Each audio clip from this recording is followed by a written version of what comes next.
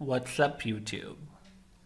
Well, if you are the one who have applied to that dream job of yours and got one, then you're lucky enough. In the last videos, we have seen that how can we write an application over email to get that dream job we were always dreaming of. And like in the last video, if you have accepted the offer, then well and good. But God forbid, what if you don't hear from the recruiter at all? Let's say the case is reverse. You have applied to the job, but you haven't heard anything from the recruiter since weeks, since 2 weeks, since 3, or around a month. What would you do? That's sad, I know. What would you do? The best thing would be to write a follow-up email. Coming up next.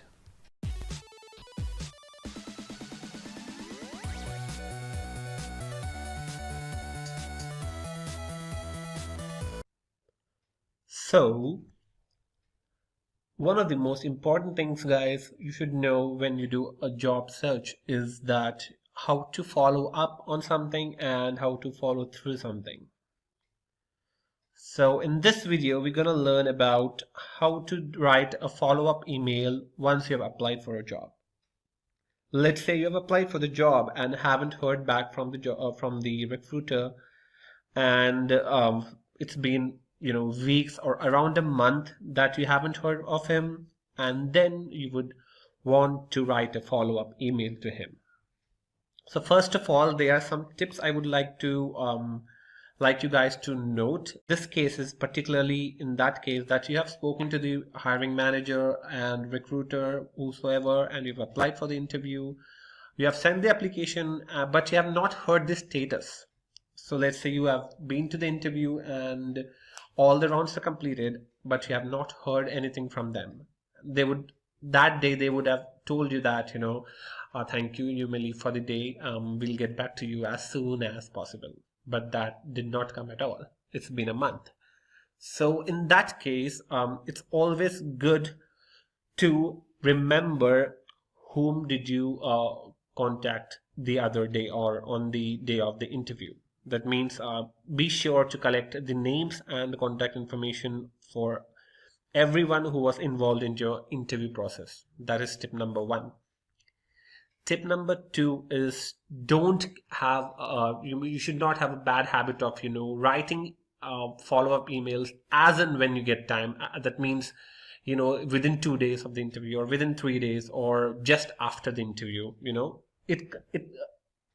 It makes the recruiting manager feel that you are desperately looking for that job and you're too desperate to get things done. You know what I mean? So you should not write, definitely you should have patience and you must not keep on writing mail after mail and mail after mail. Okay. So tip number 1 is collect all the information of the person who have interviewed you. So when I say all information, it means the name who has interviewed you, and secondly, write this follow-up email by giving them some time, because they have to review thousands and dozens of resumes and candidates, so they might take time. Okay, so give around 2 to 3 weeks time to them, and then you would decide to write a follow-up email. So let's dive into the topic. Okay guys, so here is my email ID, and as always I have drafted a beautiful write-up for you guys. So just before starting this, I would like to say that there might be various and numerous ways to write a follow-up email, and everyone has his or her own style, but I'm giving you a general way and a professional way of writing it, and there's no hard and fast rules that you have to write line by line as to from whatever I show. Okay, so yeah, we can get going now.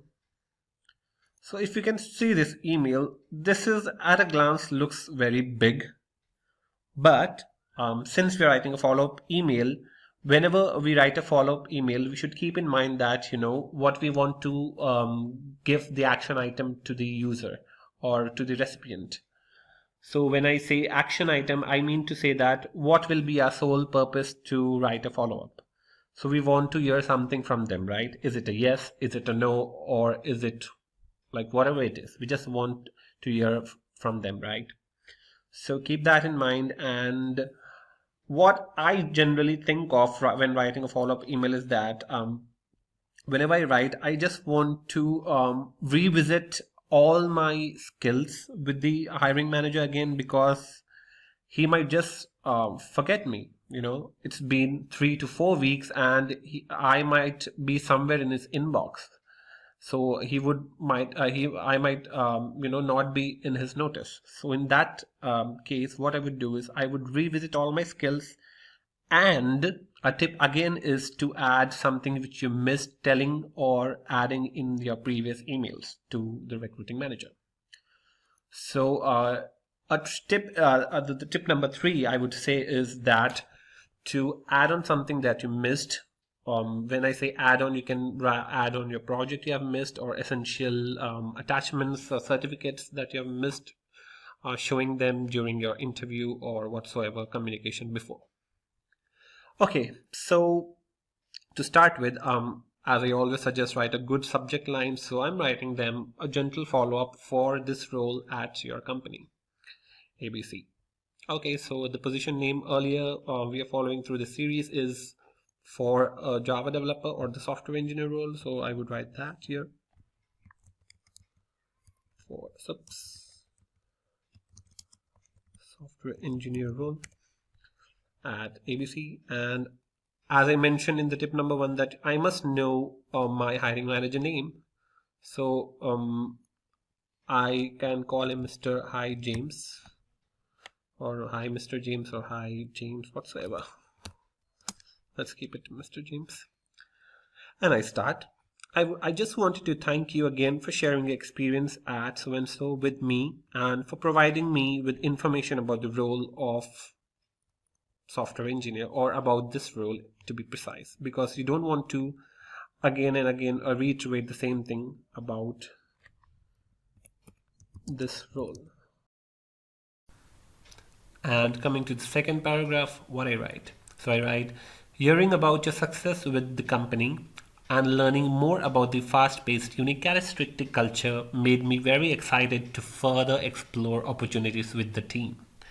I really appreciated your time and advice. So guys, basically here, whatever we are trying to say is, I'm not trying to butter him or something like that. Basically, I'm trying to make him remind of myself that, hey, we have met.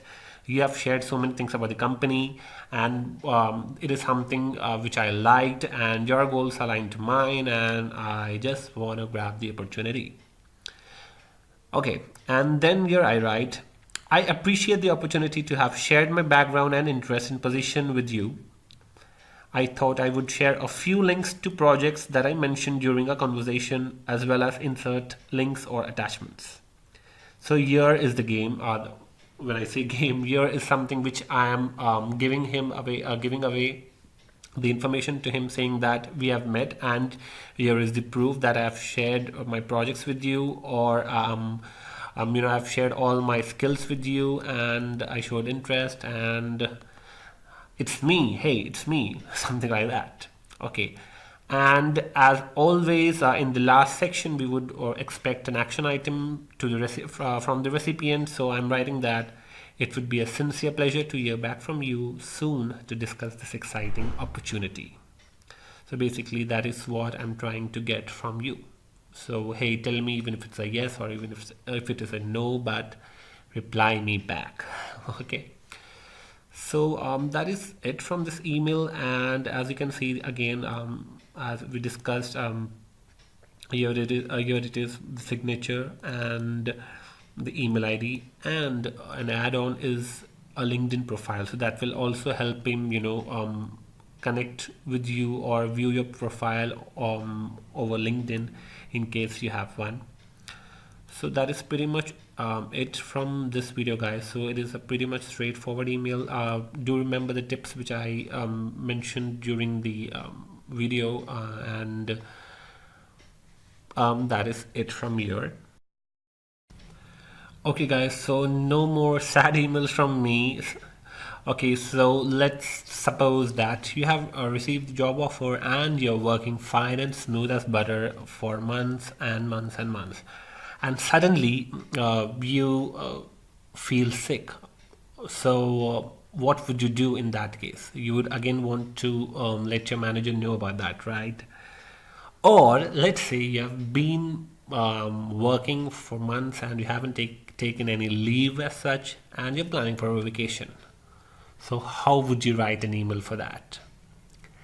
Yes, you heard that right. So, we're going to discuss that in our next video. Until then, don't forget to like, share, and subscribe to my channel. You know, it's Mikhil. Thank you, everyone. Be kind and spread love. Thank you again.